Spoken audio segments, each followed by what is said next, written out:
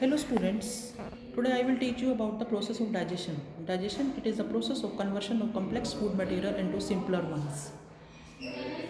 We have we will discuss about the digestion of carbohydrates, digestion of proteins and digestion of fats. First of all, I will discuss about the digestion of carbohydrates.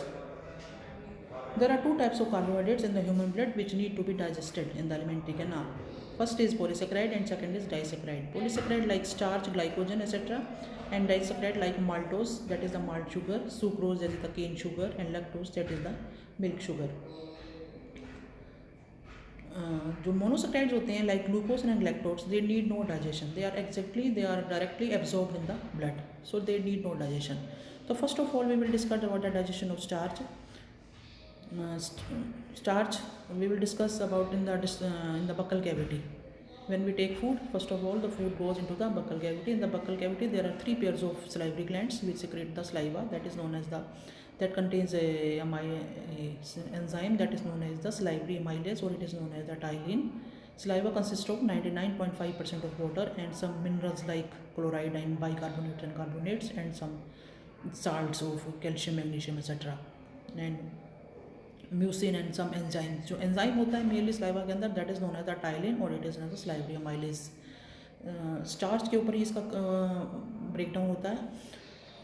जो starch होता है इन the presence of salivary amylase, in the presence of chloride ions in eight the pH of 6.8 pH, starch is broken down or it is hydrolyzed into double sugar, that is maltose, isomaltose and dextrin. Dextrin जो है, they are the groups of low molecular weight carbohydrates which are always produced by the hydrolysis of starch. Then the food comes in the stomach. In the stomach there is no enzyme for the digestion of carbohydrate. Now the food comes in the small intestine. In the small intestine, in the upper part, in the duodenum, pancreatic juices which contain the pancreatic amylase. जैसे buckle cavity में मैंने बताया कि 30 to 40% starch की digestion हो जाती है, और इंटेस्टाइन के अपर पार्ट के अंदर 50% जो रिमेनिंग 50% स्टार्च है, that it gets hydrolysed with the help of enzyme which is known as the pancreatic amylase at the pH of 8.8. फिर starch will be converted into disaccharides, that is maltose, isomaltose and dextrins. In the lower part of intestine, intestinal amylase is secreted by the intestinal glands and the remaining 5% starch gets hydrolyzed. तो 30 to 40% buckle cavity में हो गई, और upper part में 50% हो गई, और lower part of intestine में with the help of intestinal juices 5% starch की डाइजेशन हो गई. तो अब जो अपर पार्ट में थे हमारे पास माल्टोज, आइसोमाल्टोज और डेक्स्ट्रिन्स वगैरह बन गए थे.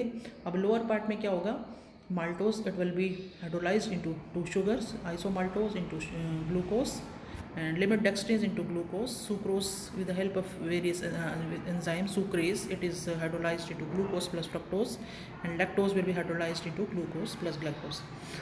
तो डबल शुगर जो थी हमारे पास वो सब सिंगल शुगर में कन्वर्ट हो गई with the help of intestinal amylase. जो इसका जो एंड प्रोडक्ट है कार्बोहाइड्रेट के डाइजेशन का एंड प्रोडक्ट जो बनता है, that is 80% glucose, 10% galactose and 10% fructose. This is about the digestion of starch. तो एक नंबर का क्वेश्चन आता है, व्हाट इज़ लैक्टोज इंटॉलरेंस. अभी मैंने बताया था कि जो मिल्क शुगर होती है दैट इज़ लैक्टोज, वो हमारे केस में, मैन के केस में उसकी डाइजेशन होती है with the help of enzyme with is known as lactase और beta galactosidases, that will be broken down into glucose and galactose. लेकिन with the advancing age lactose की जो ब्रेक डाउन करने वाला एंजाइम है that is lactase, that gets decreased, उसकी amount कम हो जाती है, जिसकी वजह से मिल्क की जो है डाइजेशन बहुत कम होती लगती है. मिल्क डाइजेस्ट नहीं होता, बल्कि it will get lactose get fermented into carbon dioxide and hydrogen and cause called acids. This causes intestinal cramps, diarrhea, etc. This is called lactose intolerance. Such persons को carbohydrate नहीं, milk नहीं लेना चाहिए, yoghurts या curds लेनी चाहिए, क्योंकि उनमें लैक्टेज जो है एंजाइम जो है वो it gets decreased very much. Salivary amylase जो होता है, it is absent from the saliva of known mammals and number of other mammals as well as like cats, dogs, ruminants, etc. But it is present in the saliva of man, pig and rat. अब बात आती है cellulose की digestion की. जैसे हमने अभी starch की डाइजेशन पढ़ी है, तो सेलुलोज के डाइजेशन के लिए भी एक एंजाइम होता है that is cellulase, that is present in the ruminants और च्यूइंग मैमल्स के केस में होता है. हमारे केस में सेलुलेज एंजाइम एब्सेंट होता है, तो we can't digest the cellulose, तो इसलिए हम कुक्ड फूड लेते हैं. और दूसरे एनिमल्स के केस में माइक्रोबियल फर्मेंटेशन होती है. Cellulose is converted into acetic acid plus propionic acid in the presence of enzyme that is known as the cellulase. उसके लिए जो cellulase enzyme is secreted by the bacteria which are present in the either they are present in the stomach or they are present in the cecum or the vermivore appendix etc. So this is symbiotic digestion. This is about the digestion of. Now we come to digestion of cellulose. Now we come to the digestion of ये इस diagram में मैंने ये दिखाया है कि alpha glycosidic bonds and beta glycosidic bonds. जैसे दो शुगर मोलिक्यूल्स हैं, सॉरी ग्लूकोज के मोलिक्यूल्स हैं, जो कार्बन 1 का जो OH ग्रुप जो है that is present in at carbon 1 and OH group that is present on carbon 4. तो 1,4 अल्फा 1,4 ग्लाइकोसिटिक बॉन्ड्स है पहले वाला, और दूसरा बीटा 1,4 ग्लाइकोसिटिक बॉन्ड है. अल्फा 1,4 ग्लाइकोसिटिक बॉन्ड क्यों है? क्योंकि इसमें दोनों में जो है कार्बन 1 और कार्बन 4 पे जो OH ग्रुप है वो that is below the plane, और बीटा ग्लाइकोसिड में जो फर्स्ट कार्बन पे जो OH ग्रुप है that is above the plane. तो इसलिए हमने इन्वर्टेड पोजीशन के अंदर ये जो है बॉन्ड दिखाया हुआ है. तो this is difference between alpha 1,4 glycosidic bond and beta 1,4 glycosidic bond. Beta 1,4 glycosidic bond is present in the lactase. In the lactose, not lactase, lactose. That consists of galactose plus glucose. Or alpha glycosidic, it is present in the maltose, that consists of glucose plus glucose molecule. So this is the difference between the two types of alpha plus beta glycosidic bonds. Glycosidic bonds are always formed between the two sugar molecules, whether the sugar molecules are same or they are different, whether it is glucose or it is galactose plus glucose or it is sucrose plus glucose. तो जितने भी sugar molecules हैं उनकी जो polysaccharide है that consist of A number of sugar molecules. Disaccharide it consist of 2 sugar molecules. Monosaccharide it consist of a single sugar molecule that is glucose. So this is the difference between monosaccharide, disaccharide and polysaccharide carbohydrates. तो पीछे मैंने समझाया है तो मैं digestion of polysaccharide में main है digestion of starch. Mostly we take the food in the form of starch. और दूसरा है डाइजेशन ऑफ सेल्यूलोज. और मोनोसेक्राइड की मैंने कहा डाइजेशन की कोई ज़रूरत नहीं होती एलिमेंट्री कैनाल में, because it is as it is absorbed in the blood. और डाइसेक्राइड की मैंने बता दी है, डाइसेक्राइड में डाइजेशन ऑफ जैसे डाइजेशन ऑफ माल्टोज और सुक्रोज की माल्टेज और सुक्रेज और लैक्टेज एंजाइम्स होते हैं. तो now I will teach you about the digestion of proteins. Proteins की डाइजेशन के लिए 2 तरीके के एंजाइम होते हैं, उसको कहते हैं, एक होता है एक्सोपेप्टिडेजेस, दूसरे होते हैं endopeptidases. Exopeptidase which will break the peptide bonds at the terminal end of the peptide chain, and endopeptidases which will break the peptide bond within the peptide chain. एक पेप्टाइड चेन है, मान लो हमारे पास एक protein molecule जो है वो कई protein peptide chain से मिलकर बना होता है. हर पेप्टाइड चेन के 2 एंड्स होते हैं, एक C टर्माइनस एंड होता है और एक N टर्माइनस एंड. जैसे कि नेक्स्ट स्लाइड में मैं तुम्हें दिखाती हूँ.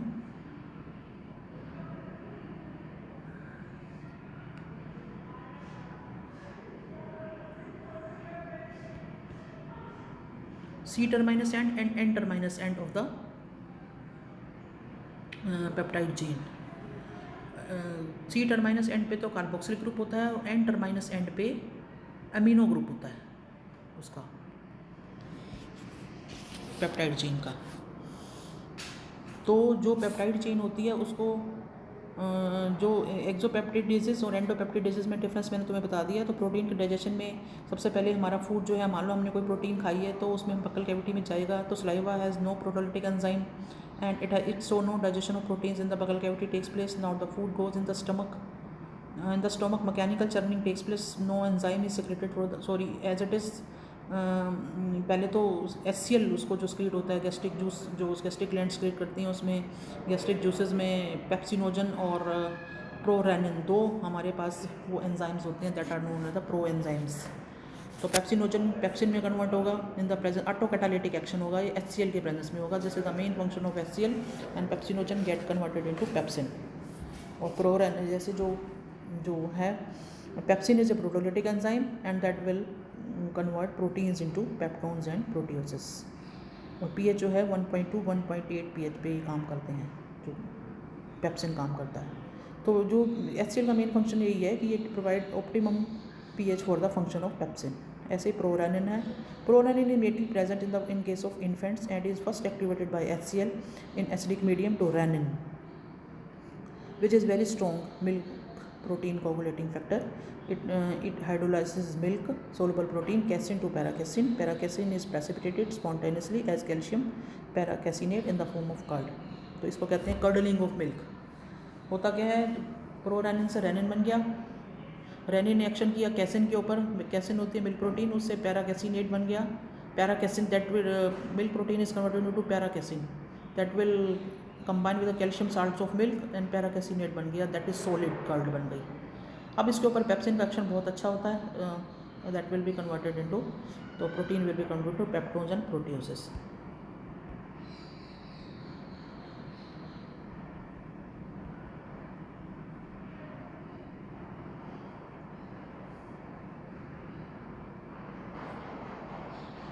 एंड दिस इज द, ये मैंने दिखा रखी है पेप्टाइड चेन, इसका एक अमीनो एंड है और ये इसका कार्बोक्सिलिक एंड है, कार्बोक्सिलिक एंड अमीनो एंड। और ये C+O एंड NH, ये जो है पेप्टाइड बॉन्ड है। एक्चुअली दो अमीनो एसिड्स के बीच में पेप्टाइड बॉन्ड की फॉर्मेशन हो रखी है with the removal of water. तो ये मैं दिखाना चाह रही थी कि जो एक्सोपेप्टिडेजेज हैं वो टर्मिनल एंड पे या तो अमीनो एंड पे काम करेंगे या कार्बोक्सिल एंड पे काम करते हैं। तो इस तरह से एक एक अमीनो एसिड की सेपरेशन हो जाती है। और जो एंडोपेप्टिडेजेज होते हैं वो विद इन द, मान लो 4 हैं, 4 में से 2 के बीच में जो है वो इंटरनल पेप्टाइड बॉन्ड को ब्रेक करते हैं। इस तरह से एक्सोपेप्टिडेजेज और एंडोपेप्टिडेजेज का काम होता है। जैसे एंडोपेप्टिडेजेज का मैंने एग्जांपल अभी तुम्हें बताया था, ये जो पेप्सिन है, ये रेनिन है, ये एंडोपेप्टिडेजेज हैं, सारे इंटरनल बॉन्ड्स को ब्रेक करते हैं। मेनली जो एंजाइम होता है वो पेप्सिन होता है। रेनिन जो होता है एक्चुअली वो तो इन्फेंट्स के केस में प्रेजेंट होता है, विद एडवांसिंग एज रेनिन तो बहुत कम होता जाता है, होता ही नहीं है एक्चुअली, सिर्फ इन्फेंट्स के, मेनली तो इन्फेंट्स में ही प्रेजेंट होता है। मिल्क सोलुबल प्रोटीन को ये डाइजेशन करता है। तो ये डायग्राम इसमें तुम देख लेना आराम से कि अमीनो एंड और कार्बोक्सिलिक एंड कैसे है। अब जो है फूड जो है, जैसे मैंने बताया था कि उसके बाद इंटेस्टाइन में के अपर पार्ट में, जैसे डुडेनम में फूड जो है पहुंचता है, तो वहाँ पे मेन 3 होते हैं। एक तो बाइल स्क्रीट होता है,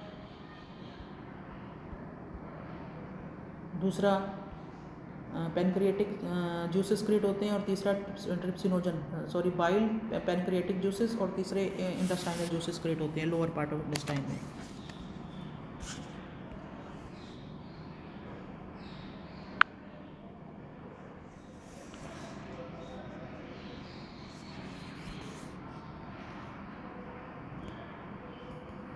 हो गया आज। हाँ, let us continue the topic. There will be break for 4 minutes. I will pepsinogen के बारे में बता रही थी। पेप्सिनोजन के बाद पेप्सिन में कन्वर्ट हो गया, उसके बाद पेप्सिन का एक्शन होगा प्रोटीन्स के ऊपर। जो भी हमने प्रोटीन्स खाई हैं that will break down into peptones and proteoses. जो प्रोटियोसिस होते हैं they are the largest fragments of proteins. Prorennin के बारे में बता चुकी थी। This enzyme is mainly present in the infants and it is first activated by HCl in the acidic medium to renin, which is very strong milk protein coagulating factor. It hydrolyzes milk soluble protein casein to paracasein. हाँ, ये तो शायद मैं बता चुकी थी। Next we study about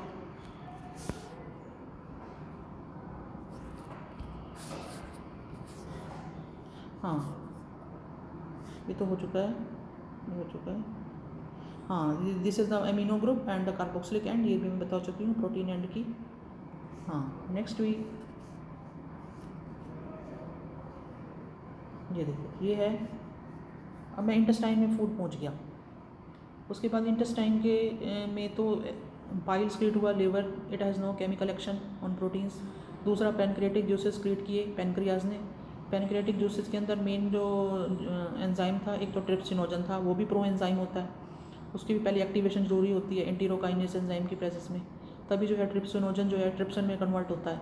अब trypsin जो है ये एक्टिवली प्रोटीन डाइजेशन में काम आएगा, एंडोप्रोटोलिटिक एंजाइम है। ये देखो, ये ट्रिप्सिन जो है ये दैट विल कन्वर्ट पेप्टोन्स, जो पहले पेप्टोन्स और प्रोटियोसेस बन चुके हैं उनको पेप्टाइड्स में कन्वर्ट कर देता है।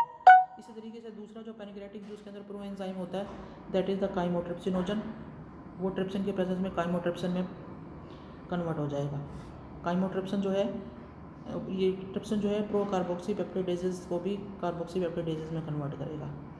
अब जो कार्बोक्सी पेप्टिड जो काइमोट्रिप्सिन जो है ये प्रोटीन्स को और पेप्टोन्स को पेप्टाइड्स में कन्वर्ट करेगा। इस तरह से जो है हमारे जो अपर पार्ट में डाइजेशन होती है। Upper part of that is the intestine, that is the duodenum. जैसे ड्यूडेनम में फूड आता है तो उधर से बाइल स्क्रीट होता है। बाइल में तो कोई ऐसा एंजाइम नहीं है कोई जो केमिकल एक्शन करेगा प्रोटीन के ऊपर। उधर से पैनक्रियाज पैनक्रियाटिक जूसेस क्रिएट करता है। तो पैनक्रियाटिक जूसेस जो होते हैं उनमें दो तरीके के तो प्रो एंजाइम होते हैं, एक होता है ट्रिप्सिनोजन और एक होता है काइमोट्रिप्सिनोजन। तो ट्रिप्सिनोजन से ट्रिप्सिन बनता है, काइमोट्रिप्सिन से काइमोट्रिप्सिन बनता है। दो एंजाइम बनते हैं, मतलब ट्रिप्सिनोजन से ट्रिप्सिन बनने में एंटीरोकाइनेज सही होता है। फिर एक बार ट्रिप्सिन बन गया तो वो काइमोट्रिप्सिनोजन को काइमोट्रिप्सिन में कन्वर्ट कर देगा और प्रो कार्बोक्सी पेप्टिडेजेस को कार्बोक्सी पेप्टिड कन्वर्ट कर देगा। इसलिए जो है ये भी एक ऑटोकैटालिक एक्शन है उसका। अब लोअर पार्ट में फूड जाता है तो उसमें इंटेस्टाइनल जूसेस जो हैं उसको फूड को मिलते हैं। उसमें दो तरीके के एंजाइम होते हैं, एक अमीनो पेप्टिडेजेस होते हैं जो कि टर्मिनल एंड को, जैसे मैंने पीछे दिखाया था कि that hydrolyzes the terminal peptide bond at N terminus end terminus end पे करते हैं। ये एक्सोपेप्टिडेजेस है। पीछे मैंने जो ये पढ़ाया है जो प्रो कार्बोक्सी पेप्टिडेजेस था ये भी जो है ये भी एक्सोपेप्टिडेजेस था और ये जो है अमीनो एसिड को सी टर्माइनस एंड पे अलग अलग करता है। तो दो तरीके के मेन एंजाइम है, ये बात याद रखो, एक एक्सोपेप्टिडेजेस और एक एंडोपेप्टिडेजेस। पीछे जो पेप्सिन वगैरह पढ़े थे वो एंडोपेप्टिडेजेस थे। ये जो कार्बोक्सी पेप्टिडेज है, अमीनो पेप्टिडेज है, ये जो है ये एक्सोपेप्टिडेज है। अमीनो वाला जो है ये एन टर्माइनस एंड पे अलग करता है और जो कार्बोक्सी पेप्टिडेजेस है ये सी टर्माइनस एंड पे एक इंडिविजुअल अमीनो एसिड्स को अलग करता है। इस तरह जो है इंटेस्टाइनल जूसेस का वर्क है।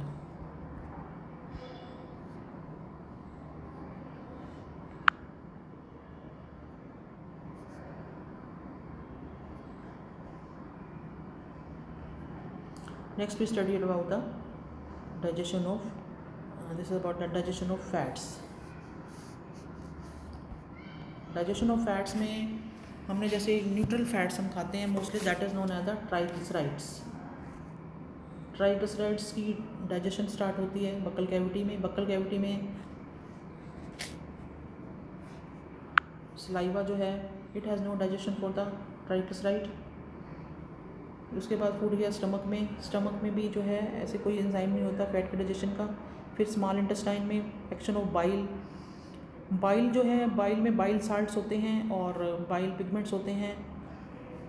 बाइल साल्ट्स जैसे sodium glycolate and sodium taurocholate और बाइल पिगमेंट्स जैसे bilirubin and bilirubin. Bile salts को तो 90% बाइल साल्ट्स को एंटीरोहेपेटिक सर्कुलेशन। एंटीरोहेपेटिक सर्कुलेशन का मतलब होता है ये चक्कर लगाते रहते हैं इंटेस्टाइन और लीवर के बीच में और again and again they are used in the formation of bile. They are absorbed in the portal blood और फिर वो लीवर को जाते हैं, फिर लीवर इनको रीयूज करता है, फिर बाइल बनाता है और बाइल स्क्रीट होता है। बाइल से इमल्सिफिकेशन ऑफ फैट्स होती है। इमल्सिफिकेशन का मतलब होता है larger fat droplets are converted into smaller fat droplets. Emulsification में बाइल यूज होता है, उसके बाद छोटे छोटे ड्रॉपलेट्स बन जाती हैं फैट्स की। उस पर जो है पैनक्रियाटिक लाइपेज जो है मेन एंजाइम होता है which will help in the digestion of the triglyceride और emulsified fats that will be converted to fatty acids glycerol plus monoglyceride. तो 50% ट्राइग्लिसराइड की डाइजेशन होती है, 50% जो बनता है ग्लिसरॉल और फैटी एसिड बनते हैं। 3 मॉलिक्यूल्स फैटी एसिड के बनते हैं, एक ग्लिसरॉल का बनता है। बाकी जो ट्राइग्लिसराइड है that will remain in the form of monoglyceride and diglyceride. The process of digestion of triglyceride is never completed in case of